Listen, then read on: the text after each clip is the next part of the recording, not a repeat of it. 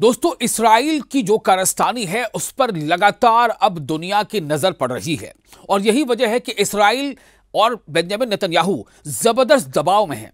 दरअसल इस्राइल की आवाम तो खुद बेंजामिन नेतन्याहू के खिलाफ मुजाहरे कर रही है और बहुत जोरदार मुजाहरे कर रही है, लेकिन आपको अब ये बताते हैं किस तरह से इजराइल पर दुनिया की नजर है। और सबसे पहले आप ये देखिए कि किस तरह से फ्रांस के अलग अलग शहरों में, खासतौर से पेरिस में जबरदस्त मुजाहरे हुए हैं। और ये मुजाहरे फ्रांस में जो हो रहे हैं, वहां के कॉमन लोग, आम लोग सड़कों पर आए हैं और सड़कों पर आकर वो ये कह रहे हैं कि इजराइल को जेनोसाइड बंद करना चाहिए। जी हाँ, ये फ्रांस के लोग इस्तेमाल कर रहे हैं ये लफ्ज। वो कह रहे हैं कि इजराइल को अपना जुल्म, अपनी बर्बरियत गजा के भूखे लोगों पर बंद करनी चाहिए। और वहां जो जिस तरह से छोटे बच्चों की मौतें हो रही हैं, खाने पीने की अशिया की कमी है, और इस्राइल इसके लिए जिम्मेदार है कि वो मिस्र से लगते हुए गजा की सरहद पर तमाम ट्रक्स खड़े हैं, 8 ट्रक्स खड़े हैं, लेकिन वो अंदर आने नहीं दिया जा रहा। इसके वजह कर वहां पर जो मौतें हो रही हैं उसका सिलसिला लगातार बढ़ता जा रहा है। तो इस्राइल पर दबाव सिर्फ इसलिए नहीं बढ़ रहा है कि कई ममालिक में लगातार प्रोटेस्ट हो रहे हैं, बल्कि अब इन प्रोटेस्ट में शिद्दत आती जा रही है। आपको हमने पहले बताया कि किस तरह से फ्रांस के पेरिस में, जो वहां का कैपिटल है, वहां पर लोग सड़कों पर आ गए। अब आपको हम दूसरा भी नजारा दिखाएंगे। ये दूसरा नजारा आप देखेंगे, ये जो यहां प्रोटेस्ट हो रहा है, आपको एक और अहम तस्वीर दिखा रहे हैं। ये है ब्रिटेन की। ब्रिटेन यानी कि बर्तानिया के लंदन में जबरदस्त मुजाहरे हुए हैं और ये मुजाहरों का सिलसिला पहले से ही चला आ रहा है। ऐसा नहीं है कि कोई आजकल मुजाहरे हो रहे हैं, लेकिन हां, ये जरूर है कि पिछले एकाध महीने के अंदर बर्तानिया में जबरदस्त मुजाहरे हो रहे हैं। ये मुजाहरों का सिलसिला बहुत तेज हो गया है। जिस तरह से फिलिस्तीनी अथॉरिटी ने जब से वो आंकड़े लगातार देना शुरू किए हैं, किस तरह से गजा में जो बनने वाले जो लोग हैं उनकी तादाद बढ़ती जा रही है, उसके बाद लगातार इसमें मुजाहरे हो रहे हैं। खासतौर से एक और मामला, जब आपको याद होगा कि फ्लोटिला नाम का एक पानी का जहाज जो गजा के लिए निकला था, हालांकि वो वहां पहुंचा इससे पहले ही उसे डिटेन कर लिया गया था, उसके लोगों को रोक लिया गया था, लेकिन उस मामले के बाद से पूरी दुनिया में यह खबर और तेजी से फैली कि किस तरह गजा के लोगों को महसूर करके, उनको घेरेबंदी में लेकर के, और उनको ना खाने पीने की चीजें उन तक पहुंच दी जा रही हैं, ना उन तक मेडिकल अशिया पहुंच रही है। और जो कुछ एड के नाम पर कुछ एड सेंटर्स है जहां पर लोग जाते हैं कि वहां शायद कुछ खाने पीने की चीजें मिल जाएंगी, तो वहां किसी न किसी बहाने से वहां फायरिंग होती है, जिसके नतीजे में लोग मरते हैं। तो ब्रिटेन में भी जबरदस्त एहतजाज हुआ है। तो फ्रांस का आपने एहतजाज देखा, ब्रिटेन के लंदन का आपने एहतजाज देखा, आपको कुछ और एहतजाज दिखाते हैं।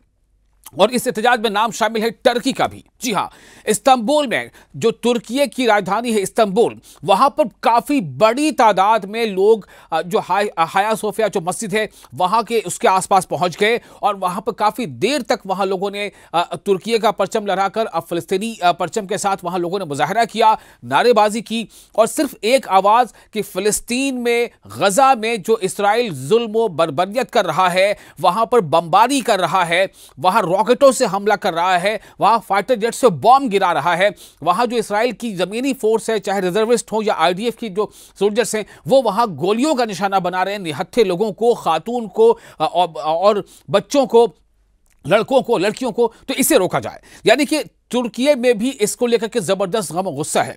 तब आप देखिए कि जो यूरोपियन ममालिक है वहां जबरदस्त, और सिर्फ ऐसा नहीं कि उन ममालिक के कैपिटल सिटीज में, बल्कि और भी दूसरे शहरों में इस तरह के मुजाहरे हो रहे हैं।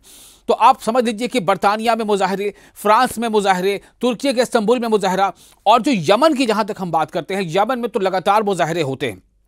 और ये सब मुजाहरे क्यों हो रहे हैं? क्योंकि गजा में हालात ऐसे बने हुए हैं।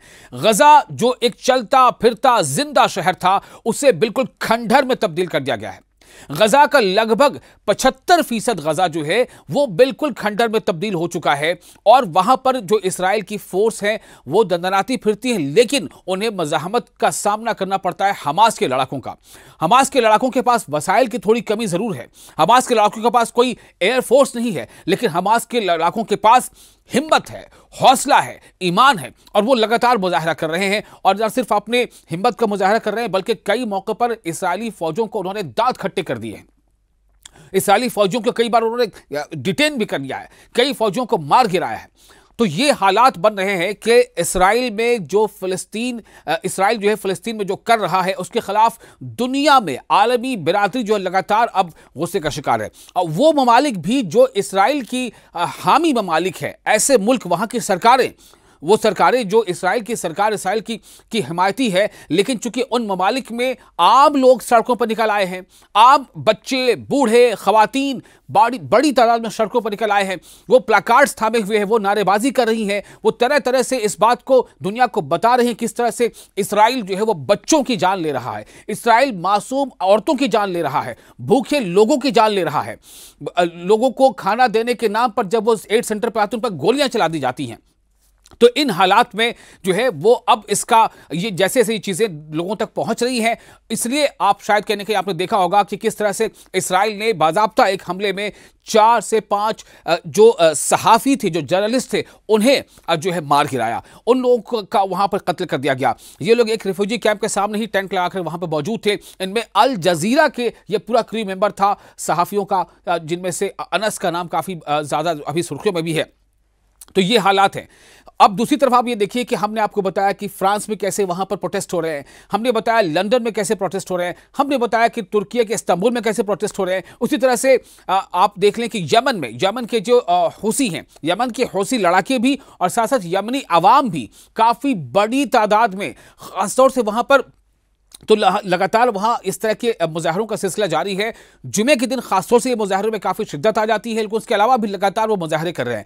न सिर्फ वो मुजाहरा कर रहे हैं बल्कि वो अपनी हुकूमत से ये बार बार मुतालबा करते हैं कि हमें मौका दो, हम जो है गजा जा करके और गजा के लोगों के साथ मिलकर हम इसराइल का मुकाबला करेंगे। तो यमन के लोग काफ़ी जिंदा दिली का सबूत दे रहे हैं और इसी का नतीजा है कि आप देखिए कितनी बड़ी तादाद में यमनी लोग जो है वहां पर मौजूद हैं। यमनी लगातार प्रोटेस्ट करते हैं, मुजाहरे करते हैं। इन सब के अलावा और भी कई जगहों पर इस तरह के मुजाहरे हो रहे हैं, उसमें इटली के भी मुजाहरे भी शामिल हैं। इटली में मुजाहरे हो रहे हैं, आप यकीन मानिए, इटली में मुजाहरा, जापान में मुजाहरा, ब्राजील में मुजाहरा, स्लोवेनिया में मुजाहरा। कई मुल्कों की अवाम तो अब यहां तक कह चुके हैं कि ये अब बहुत जरूरी हो गया है कि इसराइल ये अपना जुल्म व बर्बरियत बंद कर ले, वरना हम इसराइल से कई तरह के जो ताल्लुकात वो मुनक़ता कर लेंगे। इसमें एक नया नाम शामिल हो गया ऑस्ट्रेलिया का। ऑस्ट्रेलिया के सिडनी में अभी 3-4 रोज कबल ही जबरदस्त वहां पर मुजाहरा हुआ था। बताया जा रहा है कम से कम नहीं भी तो 3 से 4 लाख लोग सड़कों पर निकल आए थे। अब आप सोचिए कि ऑस्ट्रेलिया में ये मुजाहरे हो रहे हैं। हालांकि लोगों को उम्मीद थी कि जो अरब ममालिक है वहां भी कुछ मुजाहरे होंगे इस तरह से, लेकिन वहां पर मुजाहरों की अभी तक शिद्दत देखी नहीं जा रही है। इस पर काफी सवाल भी खड़े हो रहे हैं। लेकिन ऑस्ट्रेलिया में मुजाहरा हुआ है, पेरिस में मुजाहरा, लंदन में मुजाहरा, ऑस्ट्रेलिया में मुजाहरा, तुर्की के इस्तांबुल में मुजाहरा और जापान में मुजाहरे हो रहे हैं इसको लेकर के। जापान के साथ साथ आप देखिए माल्टा में मुजाहरे हो रहे हैं, स्लोवेनिया में मुजाहरे हो रहे हैं, नीदरलैंड में मुजाहरे हो रहे हैं। तो इन तमाम मुजाहरों में शिद्दत है और इसी की वजह से कहीं ना कहीं नेतन्याहू जो चाहते हैं कि वो जल्द से जल्द पूरे गजा पर अपना कंट्रोल जो है वो हासिल कर लें, उनमें ये दिक्कतें आ रही हैं। क्योंकि नेतन्याहू को शायद हो सकता है एक सनक सवार हो, लेकिन नेतन्याहू की काबीना में कुछ ऐसे वजीर भी हैं जो उन्हें बार बार ये आगाह कर रहे हैं। नेतन्याहू के साथ जो वहां पर इसराइल की फोर्स है, इसराइल की फोर्स में कुछ अहले आला अफसरान हैं जो आगाह कर रहे हैं कि कहीं ये लेने का देना ना पड़ जाए। जिस तरह से इसराइली अवाम के खिलाफ अब आलमी सतह पर गम गुस्सा पाया जा रहा है, इसराइल के खिलाफ खासतौर से, कहीं ऐसा ना हो कि इसराइल के लोगों को इस गुस्से का शिकार आने वाले दिनों में अलग अलग मुल्कों में होना पड़े। इससे वो बाब आगाह कर रहे हैं और वो ये कह रहे हैं कि जो नेतन्याहू का जो अपनी उनकी एक मंशा है कि किसी भी तरह से हम पूरे गजा पर कंट्रोल कर लें, इसके खिलाफ हमास ने भी सख्त वार्निंग दी है। हमास का यह कहना है कि ऐसा करना इसराइल की बहुत बड़ी भूल होगी और हम हरगिज ऐसा होने नहीं देंगे। तो आप समझ लें कि हमास, जिसने हाल ही में अभी हमास ने बाकायदा हथियारों के साथ वहां पर अपना एक प्रोटेस्ट भी किया था और खुद को ये दिखाया था कि अभी हम हैं यहां पर, हमास की अभी मौजूदगी है। तो अब सवाल ये पैदा होता है कि हमास के सहारे, हमास के बहाने से इसराइल जो जुल्म और बर्बरियत कर रहा है, जो फिलिस्तीनी अथॉरिटी का आंकड़ा है उसके मुताबिक 60,000 से ज्यादा वहां पर आम लोगों की हलाकतें हो चुकी हैं, आम लोगों की, जिसमें बूढ़े, बच्चे, जवान सब शामिल हैं। और इन 60,000 से ज्यादा लोगों में से 18,000 से ज्यादा सिर्फ बच्चे हैं। आप अंदाजा करें, 18,000 से ज्यादा बच्चे अगर 670 दिनों के आसपास के इस दौरान में मारे जाते हैं तो क्या ये बच्चे क्या आतंकवादी हैं, क्या ये बच्चे टेररिस्ट हैं?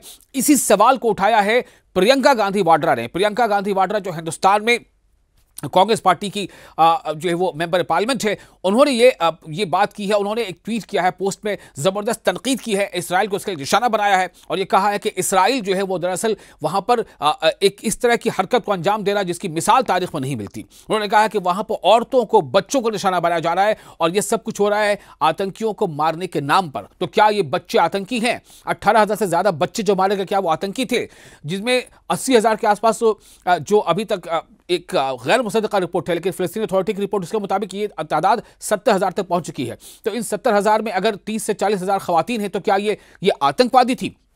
ये सवाल उठाया जा रहा है। तो आप देखें जिस तरह से लगातार दबाव बनता जा रहा है, उस दबाव का ही नतीजा है कि बेंयामिन नेतन्याहू अभी तक अपनी उस मंशा को अंजाम नहीं दे पाए हैं जिसके तहत वो पूरे गजा पर कंट्रोल चाहते हैं। हालांकि एक बात ये उठ रही है कि वो शायद कुछ वजह से इंतजार है, क्योंकि हाल के दिनों में आपको बता दें कि 15 अगस्त बहुत ऐसी तारीख है जब 15 अगस्त को मुलाकात होने वाली है डोनाल्ड ट्रंप की और व्लादिमीर पुतिन की। तो इस मुलाकात के बाद उम्मीद है कि बहुत सारी इसमें तब्दीली आ सकती है, जबकि जितने ममालिक हैं जो इसराइल के खिलाफ मुजाहरे कर रहे हैं, इसराइल के खिलाफ बयानात दे रहे हैं, खासतौर से उन ममालिक की सरकारें जिनमें शामिल है फ्रांस, जिनमें शामिल है बरतानिया, जिनमें शामिल है ब्राजील, जिसमें शामिल है माल्टा, जिनमें शामिल अब हो गया है ऑस्ट्रेलिया, ये तमाम लोग ये कह रहे हैं कि हम फलस्तीन के सपोर्ट में तब आ सकते हैं जब सिक्योरिटी काउंसिल में इसको लेकर के एक मीटिंग होने वाली है, एक इजलास होने वाला है सितंबर के महीने में। और सितंबर के महीने में हम जो है फ़लस्तीन को 2 स्टेट थ्योरी के तहत हम फ़लस्तीन को एक अलग स्टेट की मान्यता देंगे, उसे अप्रूवल देंगे।